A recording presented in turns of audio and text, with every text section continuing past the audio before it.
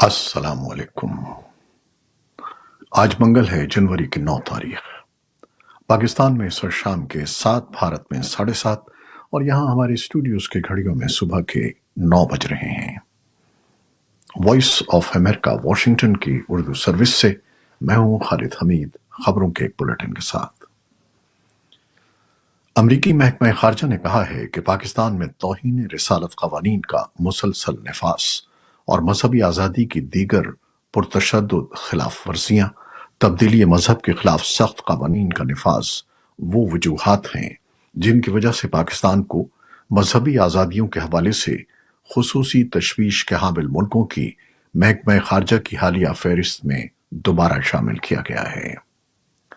बयान में कहा गया है कि हम भारत समेत हर मुल्क में मजहबी आज़ादियों की सूरत हाल की बगौर निगरानी करते हैं और भारत समेत तमाम हुकूमतों से कहते हैं कि वो मजहबी आज़ादियों के तहफ़्फ़ुज़ के लिए अपने वादों पर अमल करें।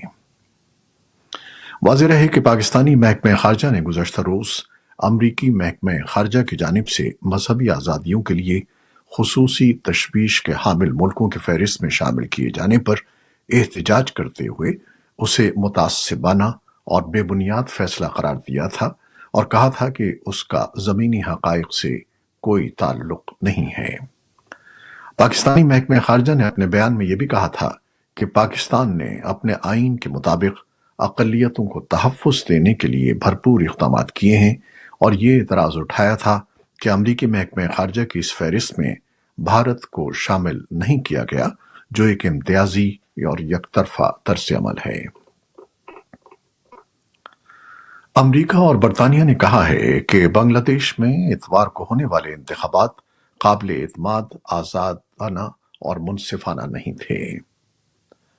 अमरीकी महकमा खारजा ने पीर को एक बयान में कहा कि वाशिंगटन को इंतखाबात में बेसाब्तगियों पर तशवीश है।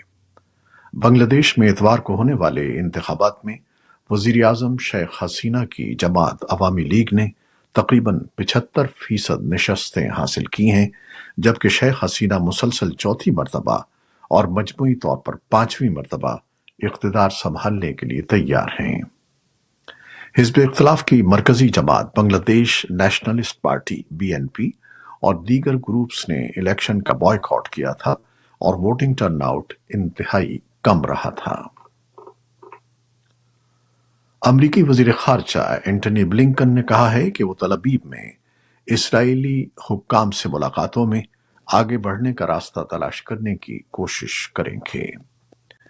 ब्लिंकन ने इसराइल के सदर हर्ज़ोग से मुलाकात के बाद कहा कि वो तुर्की, यूनान, उर्दून, कतर, मुत्तहिदा अरब अमारात और सऊदी अरब के रहनुमाओं से मुलाकातें करके इसराइल पहुंचे हैं और इस बारे में इसराइली क़यादत से तबादला ख्याल करना चाहेंगे। उन्होंने बताया कि वो बाज़ इसराइली मक़वियों के ख़ानदानों से भी मुलाकात करेंगे जो 7 अक्टूबर के बाद से अब तक हमास की क़ैद में हैं। उधर AFP ने अपने नामनिगारों के हवाले से खबर दी है कि गजा में रफा और खान यूनुस के इलाके में पीर और मंगल की दरमियानी रात इसराइली बमबारी जारी रही। इसराइली फौज के मुताबिक उसने हमास के 40 अस्करियत पसंदों को खान यूनुस में जारी जमीनी कार्रवाई में हलाक किया है। वाज़ेह रहे कि रफा और खान यूनुस में गजा के बेघर होने वाले फलस्तीनियों की बड़ी तादाद पनाह लिए हुए है। इसराइल के ज़ेर कंट्रोल मग़रबी किनारे में फलस्तीनी हुक्काम ने इसराइल पर बेरहमाना जुर्म का इल्जाम आयद किया है। ऐसा उस वीडियो के सामने आने के बाद किया गया जिसमें मग़रबी किनारे में एक इसराइली फौजी गाड़ी को एक अस्करियत पसंद की लाश के ऊपर से गुजरते हुए देखा जा सकता है। AFP के मुताबिक मग़रबी किनारे पर हुकूमत करने वाली फ़लस्तीनी अथॉरिटी की वज़ारत ख़ारजा के मुताबिक वीडियो तलकरम शहर में एक फौजी कार्रवाई की है। इसराइली फौज ने पीर को तस्दीक की है कि उसने मग़रबी किनारे में 3 दहशतगर्दों को तलकरम के इलाके में एक कार्रवाई में हलाक किया है, लेकिन उन्होंने अब तक इस वीडियो के बारे में कोई वजाहत जारी नहीं की। लबनान में कायम अस्करियत पसंद ग्रुप हिजबुल्लाह ने मंगल को कहा کہ اس نے حزب اللہ کے ایک سینئر کمانڈر کی ہلاکت کے جواب میں اسرائیلی فوجی اڈے کو نشانہ بناتے ہوئے ڈرون حملہ کیا۔ ڈرون کا مقصد صفد میں اسرائیلی اڈے پر حملہ کرنا تھا، جو اسرائیل اور لبنان کی سرحد سے 10 کلومیٹر کے فاصلے پر واقع ہے۔ اسرائیلی حکومت کے ایک ترجمان ایلن لیوی نے کہا ہے کہ ہم یقینی طور پر یہ سمجھتے ہیں کہ حزب اللہ کے ساتھ جنگ سے بچا جا سکتا تھا، لیکن اس دہشت گرد گروپ نے حماس کی طرف سے جنگ میں شامل ہونے کا فیصلہ کیا اور یہ ہمارے قصبوں پر سینکڑوں راکٹ برسا رہا ہے، جس کی وجہ سے 80,000 سے زیادہ اسرائیلیوں کو اپنا گھر بار چھوڑنے پر مجبور ہونا پڑا۔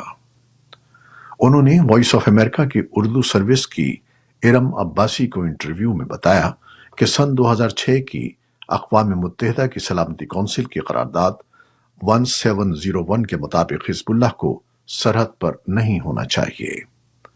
انہوں نے کہا کہ ہم حزب اللہ کو متنبہ کرتے ہیں، اگر ہمیں اس سرحد پر جنگ میں گھسیٹا گیا تو اس کے تباہ کن نتائج ہوں گے۔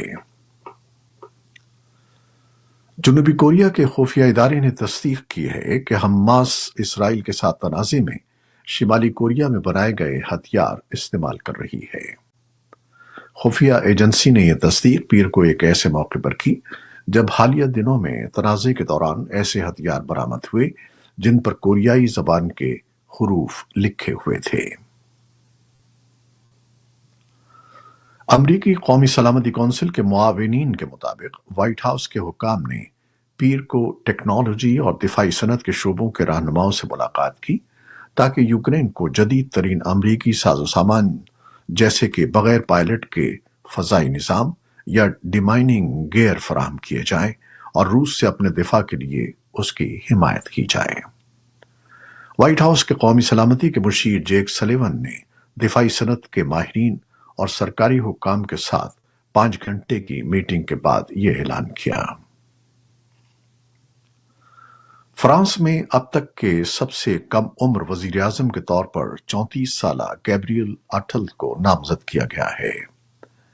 یہ فیصلہ ایسے میں کیا گیا جب فرانس کے صدر ایمانوئل میکرون انتہائی دائیں بازو سے بڑھتے ہوئے سیاسی دباؤ کے درمیان اپنی بقیہ مدت کے لیے ایک نئی شروعات کے خواہاں ہیں۔